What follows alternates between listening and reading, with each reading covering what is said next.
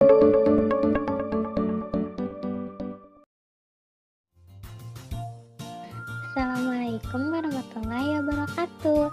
Video ini dibuat untuk memenuhi tugas mata kuliah Pendidikan Jasmani, Olahraga, dan Kesehatan sebagai referensi pembelajaran bagi siswa sekolah dasar.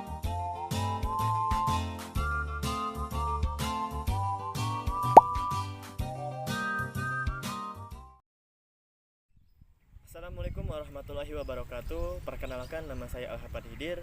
Saya di sini akan menyelesaikan tugas praktek kuliah saya, mata kuliah VJOK Universitas Terbuka, yang membahas pengetahuan umum tentang penyakit.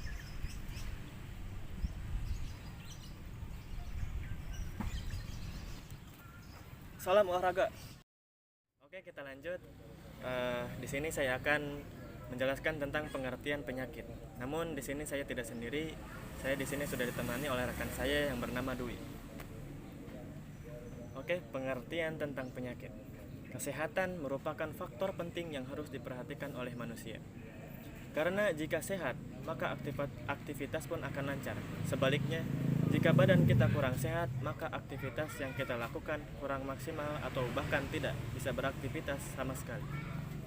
Oleh karena itu, kita harus tahu tentang kesehatan kita. Setidaknya, kita tahu tentang diri kita sendiri. Apabila kita merasa sakit, sebaiknya kita langsung memeriksakan ke dokter atau puskesmas terdekat untuk mencegah agar rasa sakit yang kita rasakan tidak menjadi parah. Jika seseorang merasa sakit, maka akan memberi tanda bahwa pada dirinya ada sesuatu yang tidak seharusnya atau mengganggu dirinya sehingga merasakan tidak enak, tidak nyaman, atau mengganggu. Penyebab seseorang merasa tidak enak, tidak nyaman, dan merasa terganggu maka disebut penyakit. Jadi, penyakit merupakan sesuatu yang mengganggu dan menimbulkan masalah terhadap kesehatan, sehingga seseorang yang terserang penyakit akan merasakan tidak nyaman.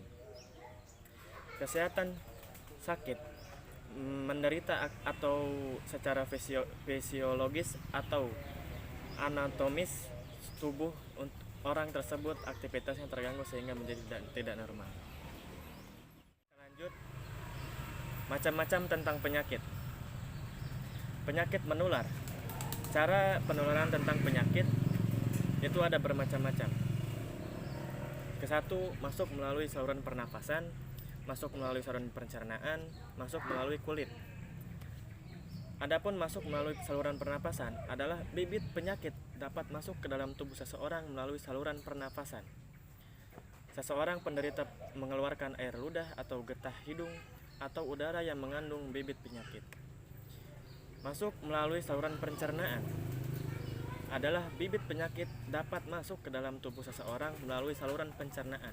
Bibit penyakit masuk melalui rongga, melalui makanan atau minuman yang dikonsumsi. Ketiga, masuk melalui kulit. Penyakit yang dapat masuk melalui kulit mengakibatkan penyakit pada kulit dan penyakit bukan pada kulit. Penyakit pada kulit dapat ditularkan melalui sentuhan langsung antara penderita dengan orang lain. Dapat dipahami, Bapak Dwi? Bisa saya pahami, tapi saya ada sedikit pertanyaan. Boleh. Bagaimana? Misalkan yang pertama tadi penyakit yang menular melalui sistem pernapasan atau melalui udara secara tidak tersentuh langsung, dalam arti tidak terkoneksi langsung. Jadi contoh penyakitnya seperti apa ya? Melalui pernapasan, mungkin kita apalagi di masa-masa pandemi seperti ini gitu kan, kita harus benar-benar menjaga kesehatan. Kalau bisa kita mengurangi keluar rumah gitu, karena sekarang mungkin kita tidak tahu orang lain atau terkena virus atau tidak, seperti itu. Jadi untuk penanganannya kalau kita keluar rumah lebih baik menggunakan masker. Lebih baiknya seperti itu. Oke, saya sudah cukup memahami untuk yang melalui pernapasan tersebut. Jadi dalam rupa penyakitnya virus kurang lebih, Virus atau bisa flu gitu. Oh iya.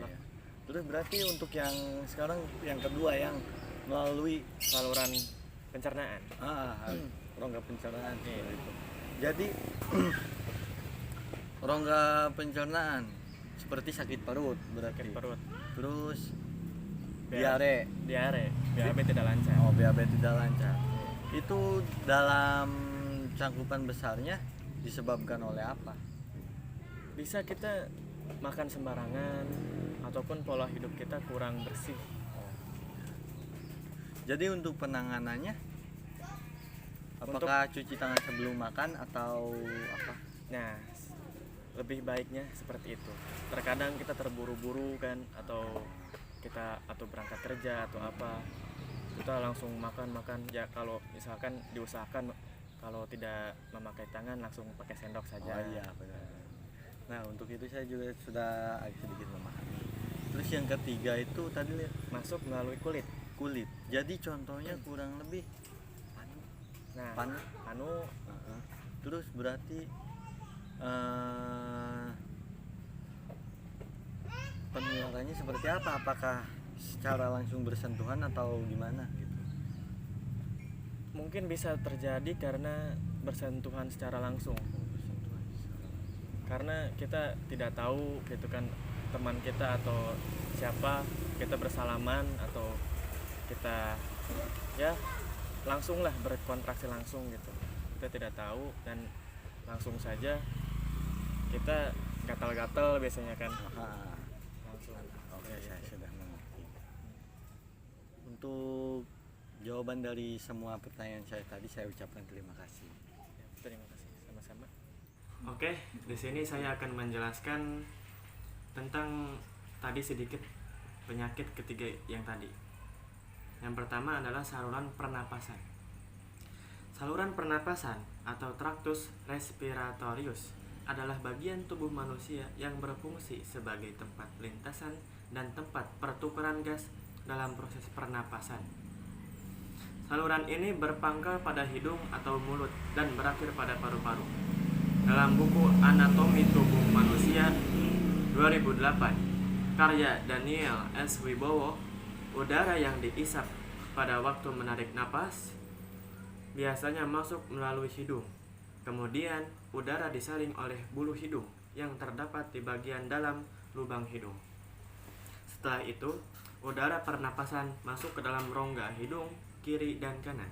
Rongga hidung dipisahkan oleh sekat atau septum nasi. Oke, selanjutnya saya akan mengenal sistem pernapasan manusia. Ada beberapa jenis gangguan pada sistem pernapasan manusia yang harus kamu ketahui, yakni 1. Asma, 2. TBC, asfiksi, asidosis, adenoid, pneumonia, difteri, emfisema, bronkistis. Berikut penjelasannya. 1. Asma atau sesak napas merupakan penyakit yang banyak dialami manusia. Asma adalah penyakit akibat adanya penyempitan pada saluran napas. Itu terjadi karena otot polos membentuk dinding saluran terus bronkitis. Dinding saluran terus berkontraksi sehingga menyebabkan gangguan atau kekurangan hormon adrenalin. Asma bisa disebabkan oleh alergi pada debu, bulu atau asap rokok. Masuknya alergi itu akan memicu tubuh untuk menghasilkan senyawa kimia seperti prostaglandin atau histamin. Senyawa kimia itulah yang dapat memicu penyempitan saluran pada saluran pernapasan. Biasanya penderita asma sulit untuk bernapas, menghirup oksigen, dada terasa sakit, mengalami batuk, napas pendek atau napas berbunyi. Sehingga bagi penderita asma, sebaiknya menghindari keadaan atau benda-benda yang bisa memicu asma. Kemudian harus segera ditangani agar tidak semakin parah. Kedua, TBC. TBC merupakan penyakit paru-paru yang disebabkan infeksi bakteri Mycobacterium tuberculosis.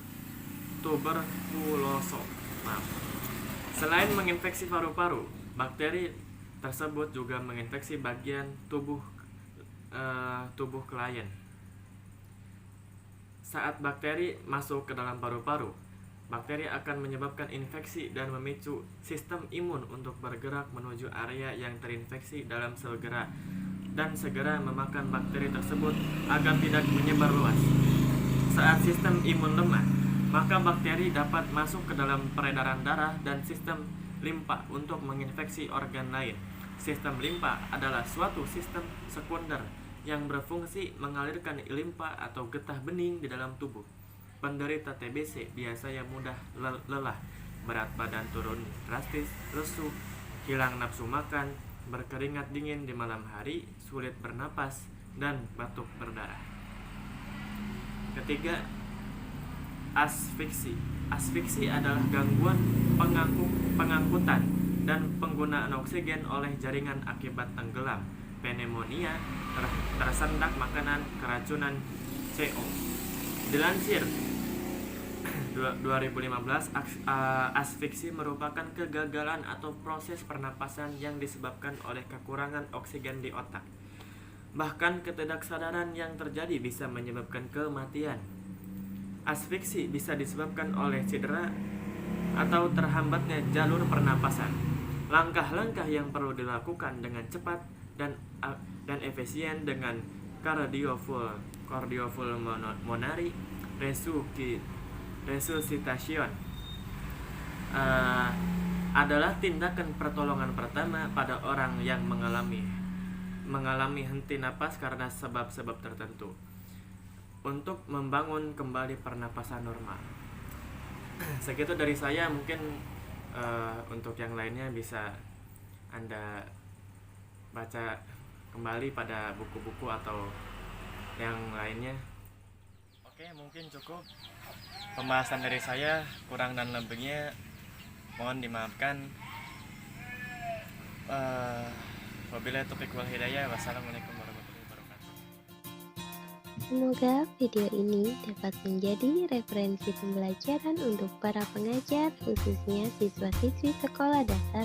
Mohon maaf apabila ada kesalahan kata dan ucapan, karena manusia tidak lepas dari kesalahan. Terima kasih telah menonton video ini. Wassalamualaikum warahmatullahi wabarakatuh.